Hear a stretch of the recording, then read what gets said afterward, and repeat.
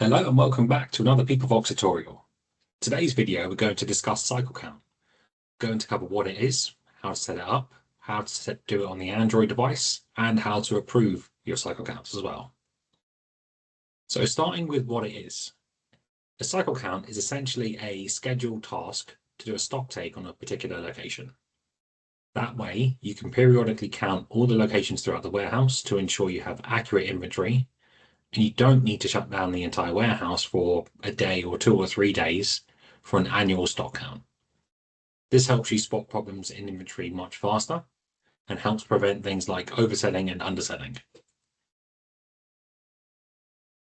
So to set up a cycle count, if you navigate to warehouse and locations, you can see here we have several locations here in the UI. Make sure we're in the correct site by filtering here. And there's two new columns here. We have the last stock take column, which is when these locations have last been stock taked, and the stock take frequency in days. You need to have a value in this column here in order for the cycle count to be enabled. So this means you can set up a handful of locations first for testing, and then roll it out to the rest of the warehouse. And you can then configure how many days for each specific location. So your fast selling locations, you can have more frequent days for stock takes. So let's go down into this particular group here. We have two locations here. One has been set and one hasn't. So if we'd like to update this one, just click into here. We can type in 180 to make that match and click save. So what we'll do is we'll run a calculation every night and see if more than 180 days has passed since this date. And it has, so tomorrow morning there'll be a cycle count action for this particular location. Now doing these one at a time or in groups, in small groups on a website is the fastest way. But if you have multiple ones you need to do, that's when you can do a CSV upload. Now we've covered CSV uploads in previous videos, but here's what that CSV will look like. Location, barcode, name, use type is pick. They're already set.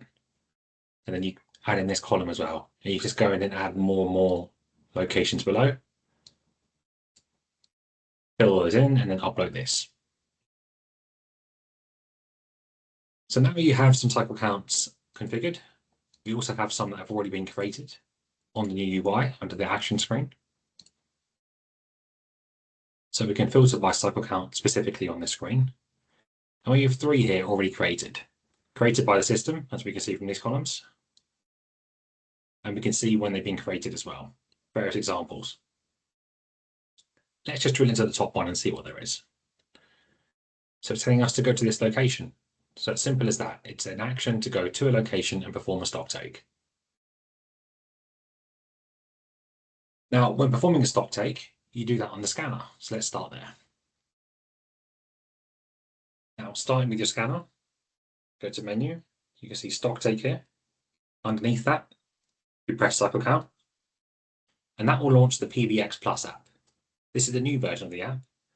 And as you can see here, we have 3 different cycle counts ready to go.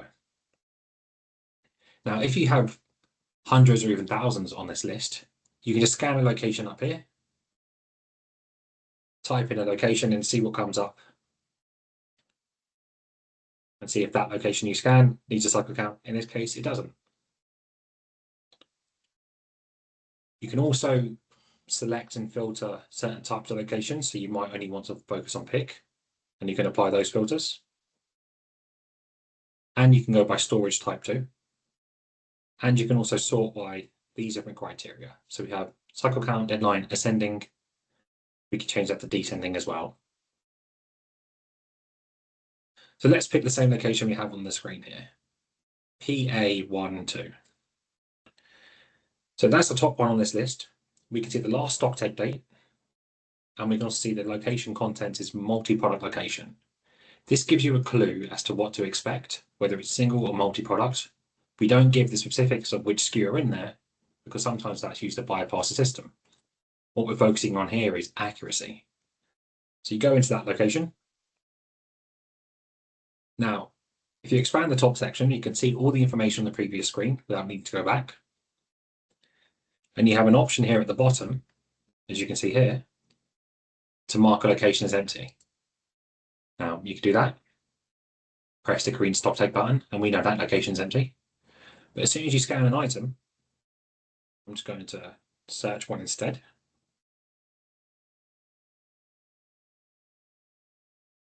The option to mark it as empty disappeared. So now we can scan multiple SKUs. So you've got the jeans that are blue, and you've got the t-shirt that's also blue for a full set. You can scan multiple, you can delete them by hitting the red bin icon here. You can press I for additional information on that SKU as well, if you need to reprint the barcode if it's damaged. You can do all of that within the same workflow. Then you proceed to scan all the units of stock.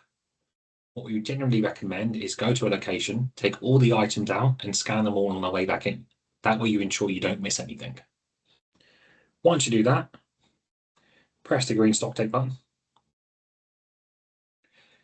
That sends data over to the website, and you can just go on to the next cycle count. So from the scanner's point of view, that's all you need to do. It's as simple as that. Now let's go back to the website. We've now scanned a location. Now we need to approve that process. So we can do that here on the website by going to Inventory, Stock Take Variances. Here we can see a list of our pending stock takes and cycle counts to be approved. This reference number we have here, ST, is stock take 54. So all cycle counts are stock takes, but not all stock takes are cycle counts. That's because you can proactively go to locations wherever you like to do an ad hoc stock take. So here we've got these different locations. Now we go into the most recent one. We can see here on the screen, we have a not eligible for auto approval. We'll get into that later. When this was done, what location. The total difference in items, this is units of stock, retail price and buy price. You can configure what's on this screen here by going to here and either removing sections like operator name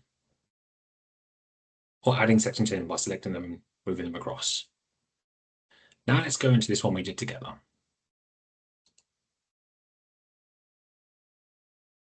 And we got more information here that was on the previous screen, so we don't need to go back. Scroll down. This table tells us what was expected and what actually was scanned. So we're expecting 24 of this SKU, none was scanned, leading to a variance of 24 units and a retail price of £480. Now, it's up to you whether you'd like to accept them here individually, reject lines individually. You can accept them all, reject them all, and you can also leave individual lines pending as well, for example. Now, normally people will do this process on the website. However, there is a way to do this on the scanner. So if we go back there, I can show you that. So go down to the menu, scroll down to Stock Control and Variant Report.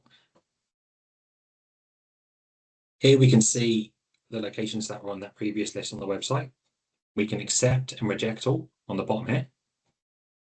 Let's click into this one, the one we've just done. And here we can see the same changes of units of stock going up and down with the quick colors to show you quickly if there's a big discrepancy or not. So here you can accept all, reject all, and do individual lines as well. So depending on which piece of hardware you like to use, which device you like to use, you have the right tools for the job. Now we move on to the variance approval process and the automatic approval. So we can set that in for each individual warehouse. So first we go to sites. We have 3 sites here. Let's go into the Heathrow one. Now at the bottom, we have a automatic approval mechanism. And we have 3 different trigger points for that. By default, this will be turned off. And you can turn it on. And normally, these values will be 0 when you first do it. So what this means, if all of these 3 are toggled on, is that we use the logic for all of them to auto-approve. So if there is no difference in items or variance in percentage of price or value by wholesale or retail price, this needs to be an exact match to auto-approve every stock take. This is generally the best practice for when you first start using this process. But as you get more comfortable with it, you might decide you're comfortable with maybe a variance in the value of maybe £10 or dollars or euros, and only that value. So you can just select that. Everyone you select becomes another set of criteria for the filter to pass through to decide what to approve and what not to approve. So with all of them selected, you ensure the most stringent approval process, but it's entirely up to you. We put the power in your hands. So that in a nutshell is cycle count, and remember that's covering what it is, how to use it on the website, how to use it on the scanner, how to approve it, and how to auto approve. If you have any questions, feel free to get in touch.